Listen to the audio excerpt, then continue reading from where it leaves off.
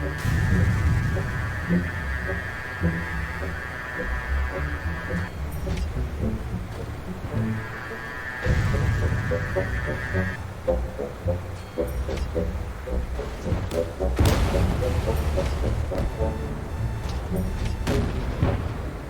F-16A, ADF is an American Tier 7 plane located in the Army line. Being an F-16, I expected it to be a bit better, but that doesn't mean it's a bad plane. So, let's take a deeper look into it, starting with its performance. No, I didn't intentionally make a rainbow with these colors, it's the stats that give the text its color. You can probably see that the performance isn't the best. It has the lowest top speed and the highest stall speed in this tier. Those two stats aren't really an issue in this tier, since you won't be energy trapping anyone. The optimal speed is a bit high, but the F-16 has pretty good energy retention and an excellent thrust to weight ratio. Only thing you might have a problem with is your turn rate. It's not the best and I've been outturned many times leading to my death. The roll rate is extremely good, but it's not like that will help you when you're turn fighting an F-15. Moving on to the armament, you get the 20mm M61 Vulcan with 511 rounds when maxed.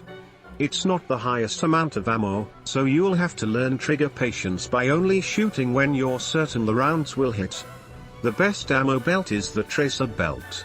I'll be talking about the missiles shortly, so let's just quickly go over the countermeasures. You get a total of 60 countermeasures, 30 flares and 30 chaff. You drop one chaff and flare at a time, giving you 30 pops. This is a less than ideal amount of countermeasures, so only deploy them if you see a missile coming towards you. First missile I'll cover today is the AIM-9L. The only stock missile on the F-16. Overall, not the best missile, it's comparable to the R-73 but it's slightly less maneuverable. Sometimes it decides to go after an enemy you didn't fire the missile at, or even worse, after a teammate.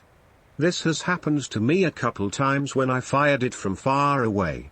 I recommend that you fire it from closer ranges, where it's harder for the enemy to flare it.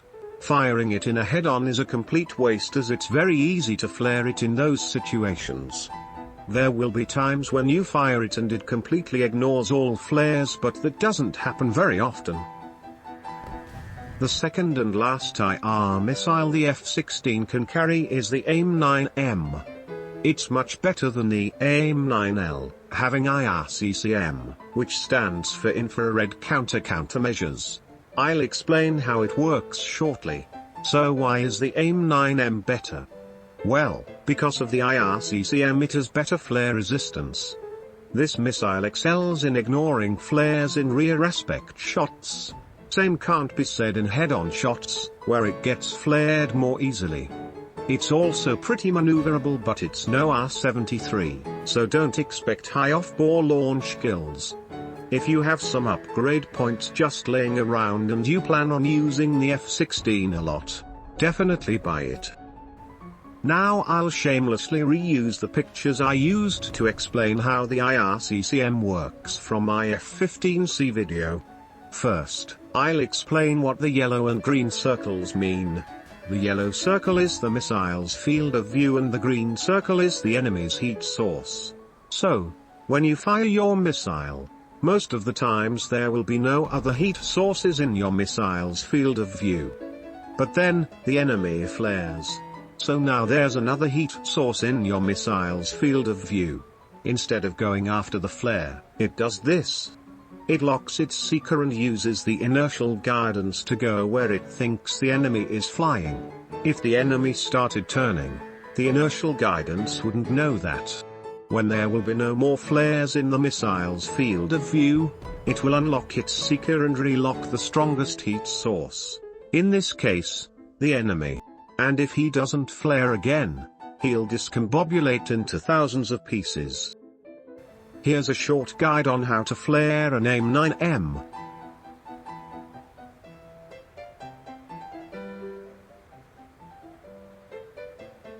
Now it's time for the semi-active radar homing missiles. The AIM-7M being the first. The F-16 can only carry 2, but I still highly recommend that you buy it. The AIM-7Ms can be used both in head-on and rear aspect shots, but the range in rear aspect shots is much lower. If fired in a head-on, make sure you're the first one that fired a semi-active radar homing missile.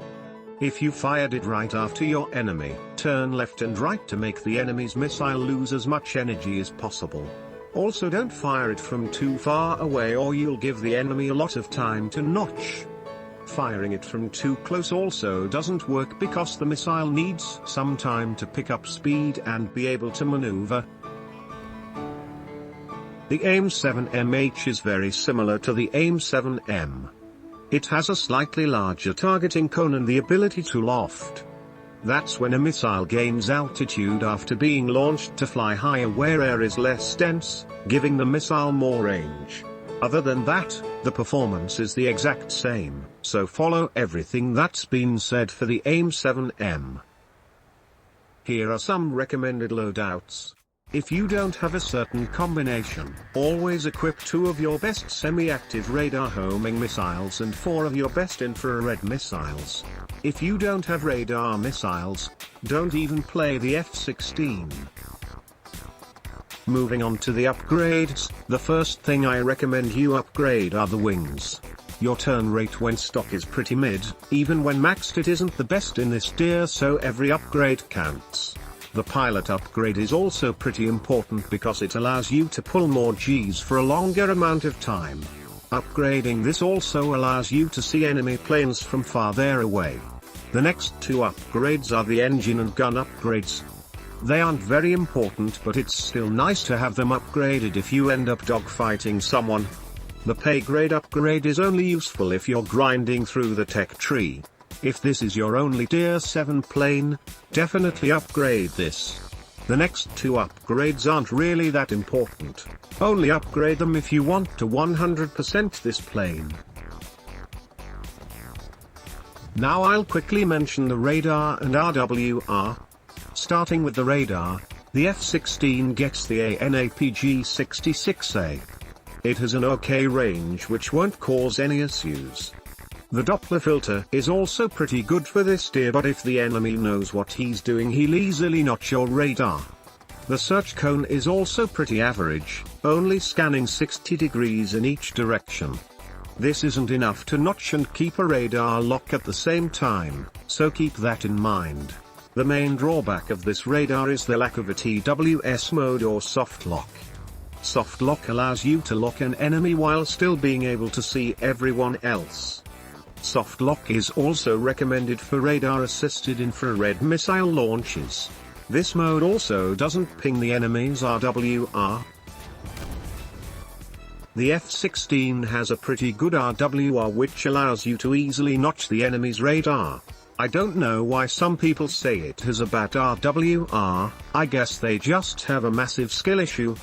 Only thing not mentioned here is that missiles are designated as an M on the RWR.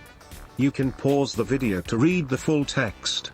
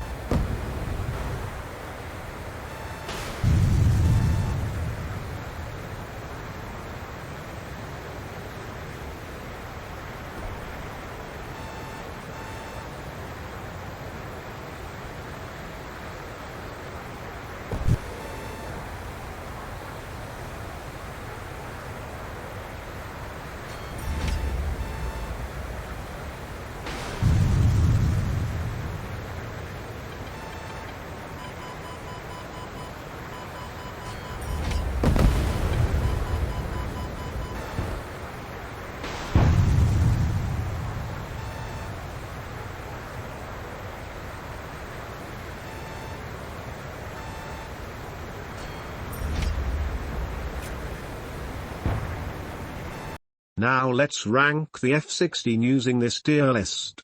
So after everything that we've learned today, I'll place it in low A tier. Some people may disagree with this. Yes, the F-16 has good performance, but it can only carry 2 radar missiles and doesn't have a TWS mode. So, what do you guys think of the F-16 ADF? Do you like it or hate it? Comment down below. With that said, I thank you for watching and I'll see you soon.